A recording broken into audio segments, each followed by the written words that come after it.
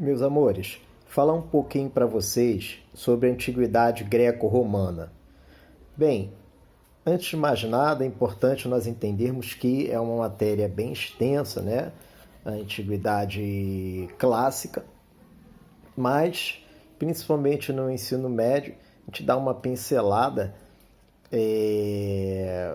para entendermos mais ou menos o assunto que vai se pedir nos concursos, né? Que pode ser que se peça nos concursos, geralmente no Enem e tal, tem a ver com algumas dessas dicas que nós vamos dar, que vou dar para vocês sobre a antiguidade greco-romana. Em primeiro lugar, né, a Grécia Antiga.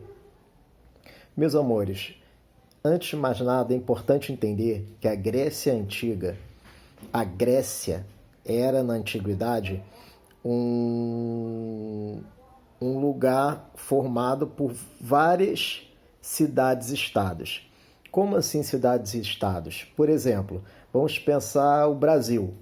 O Brasil, o nosso país, nosso território, ele é formado por vários estados, né? Mas todos os estados seguem a Constituição, seguem uma liderança, que é a liderança do executivo, né, do presidente, tá? Por exemplo, já a Grécia Antiga, agora vamos lá para o mundo antigo na Grécia. A Grécia Antiga, ela era formada por várias cidades-estados, onde essas cidades-estados, elas não eram como o Brasil hoje em dia, que os estados seguem uma liderança, os estados todos fazem parte do Brasil, seguem a Constituição brasileira, seguem as leis brasileiras, tá? Estão debaixo da autoridade do presidente do Brasil, por exemplo. Não, no caso da Grécia, a Grécia, ela era formada por cidades-estados, e essas cidades-estados, elas tinham autonomia, cada uma tinha autonomia entre si. Para vocês terem uma ideia, elas basicamente se uniam apenas em caso de guerra, por exemplo, para celebrar os Jogos Olímpicos, tá? Mas, no geral, eram cidades desconectadas política, economicamente. Então, dentre as cidades-estados gregas, nós podemos destacar duas, principalmente Atenas e Esparta. Atenas, por ter sido o berço da intelectualidade. Muito do que nós falamos em termos de Grécia, por exemplo, a filosofia, grande filosofia. A filosofia é um fenômeno grego. A filosofia nasceu na Grécia. Nós estamos apontando principalmente para Atenas, tá? Porque lá foi o berço da intelectualidade, aonde nasce a democracia, né? Que é considerada a forma mais perfeita, a forma ideal de governo. Então, Atenas tem essa característica, a característica da intelectualidade, da galera que pensa, que usa bem a cabeça, usa bem a cuca. E Esparta. Já Esparta era a principal marca de Esparta era ter sido uma cidade militarizada, onde, por exemplo, as crianças, elas desde pequenininhas já aprendiam, já serviam como guerreiros, aprendiam a ser guerreiros, ou seja, já começava o seu aprendizado a servir como guerreiros à pátria Esparta, tá? Ou seja, os espartanos, eles talvez tenham sido os melhores guerreiros da antiguidade, tá? Então, a Esparta tinha essa característica de ser cidade bélica. Mas também sempre é trabalhado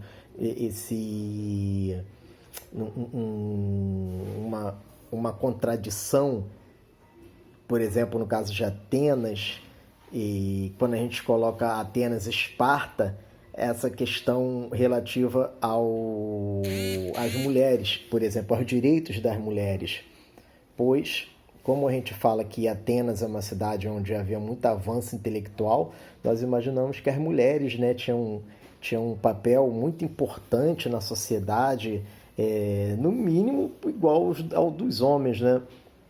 Mas era uma contradição que é bastante explorada em relação aos conhecimentos de Atenas, que apesar de Atenas ser o berço da intelectualidade, onde as pessoas pensavam, raciocinavam, né, bem, tinham culto à sabedoria, à racionalidade, embora isso havia essa contradição em relação a como era a vida e os direitos das mulheres em Atenas, onde as mulheres eram muito maltratadas e não tinham seus direitos respeitados. E diferente de Esparta, onde por mais que fosse uma cidade militarizada, as mulheres tinham bastante respeito e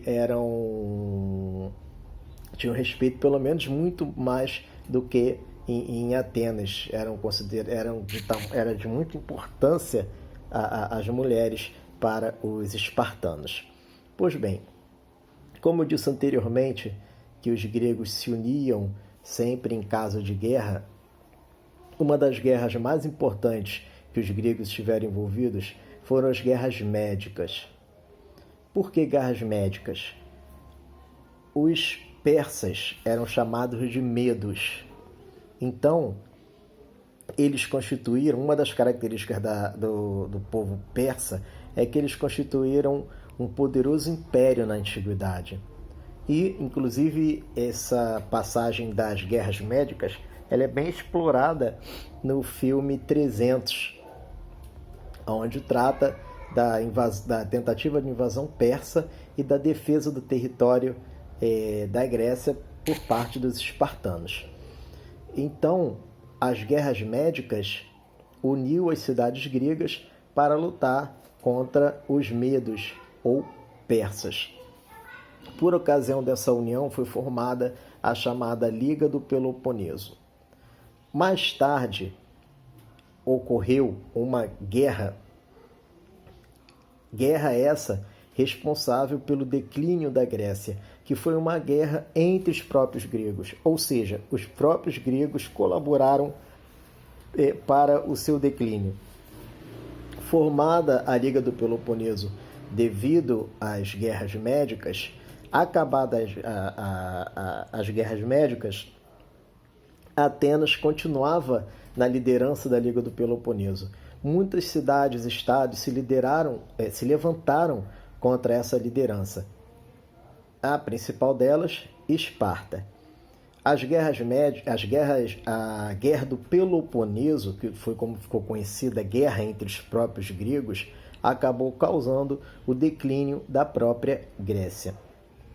A Grécia, muito debilitada, acabou por ser conquistada pelo pai de Alexandre Grande, Filipe, rei da Macedônia.